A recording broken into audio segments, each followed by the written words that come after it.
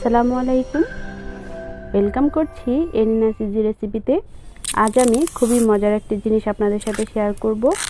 এটা হচ্ছে কলার মোচা দিয়ে পাকোড়া। এই পাকোড়াটা খেতে খুবই মজার আর বানানো যায় খুব সহজেই। সেজন্য এরকম করে প্রথমে কলার মোচাগুলো কেটে নিতে হবে। ফুলসহ কাটতে হবে, ছাড়ানো যাবে না। আমি যেভাবে কেটে দেখাচ্ছি সেম প্রসেসেই কাটতে হবে। কেটে নেওয়া হয়ে গেলে এগুলো থেকে এইভাবে একটা কাঠির মতো থাকে, এটা ফেলে দিতে হবে, কারণ এটা অনেক শক্ত থাকে, খাওয়া যায় না। আমি দেখিয়ে দিচ্ছি, আপনারা দেখে নিতে পারেন। অনেকেই হয়তোবা পারেন, যারা পারেন না তারা এভাবে করবেন। সবগুলো ছাড়িয়ে নেওয়া হয়ে গিয়েছে। এবার আমি একটা প্যানে পানি দিয়ে দিয়েছি। পানি দিয়ে এখানে হাফ চা চামচ পরিমাণ দিয়ে দিয়েছি হলুদের গুঁড়া, আর লবণ দিয়ে দিলাম অল্প।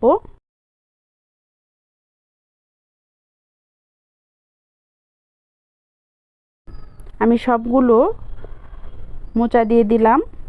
এগুলো অনেকটা ফুলের মতো হয়েছে, আমরা দেখতে পাচ্ছি। এগুলো সাধারণত রেস্টুরেন্টে বিক্রি করে, আমি দেখেছি। সেই প্রসেসেই আমি বানিয়ে নিলাম। খুব সহজেই যদি বাসায় বানিয়ে খাওয়া যায় তাহলে মন্দ হয় না, তাই না? 3 থেকে 4 মিনিটের মতো ভাপ দেওয়া হয়ে গেলে আমি নামিয়ে ঠান্ডা পানি দিয়ে ধুয়ে নিব। তারপর আমি বেটার তৈরি করে নেব। সেজন্য এখানে 1 কাপ পরিমাণ নিয়ে নিয়েছি চাউলের গুঁড়া, আর মশলা দিয়ে দিচ্ছি এখানে হাফ চা চামচ হলুদের গুঁড়া, 1 চা চামচ লাল মরিচের গুঁড়া, হাফ চা চামচ জিরার গুঁড়া, হাফ চা চামচ আদা বাটা, হাফ চা চামচ রসুন বাটা, আর লবণ দিয়ে দিলাম পরিমাণ মতো। দিয়ে এবার অল্প অল্প করে পানি দিয়ে খুব ভালো করে বেটারটা তৈরি করব। কেউ চাইলে এখানে চাউলের গুঁড়ার পরিবর্তে বেসন দিয়েও করতে পারেন, অথবা কর্নফ্লাওয়ারও ইউজ করতে পারেন। সমস্যা নেই, যার যেটা পছন্দ হবে সেটা দিয়ে করতে পারেন। তবে চাউলের গুঁড়া দিয়ে করলে বেশি ক্রিস্পি হয়। আর আমি এই মোচাগুলো এভাবে স্ট্রেনারে উঠিয়ে রেখেছিলাম, যাতে করে এক্সট্রা পানিগুলো চলে যায়। তারপরে এভাবে করে সবগুলো মোচা বেটারে ডুবিয়ে নিব। বেটারে ডুবিয়ে নেওয়া হয়ে গেলে আমি প্যানে রেগুলার খাবারের তেল দিয়ে দিয়েছি। তেলটা যখন গরম হয়ে আসবে তখন আমি এই মোচার ফুলগুলো দিয়ে দিব। একে একে সবগুলো ফুল আমি এভাবে দিয়ে দিয়েছি। দিয়ে খুব ভালো করে ভেজে নিতে হবে। মিডিয়াম আঁচে ভাজতে হবে, অনেক বেশি হাই হিট করা যাবে না। উল্টিয়ে পাল্টিয়ে ভেজে নেব।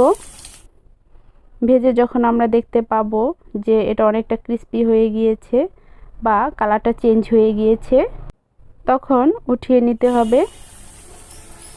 এবার আমি এগুলোকে উঠিয়ে নিব, কারণ দেখে বোঝা যাচ্ছে এটা হয়ে গিয়েছে। আমি উঠিয়ে নিচ্ছি। এভাবে করে আমি সবগুলো কলার মোচার ফুল ভেজে নিব।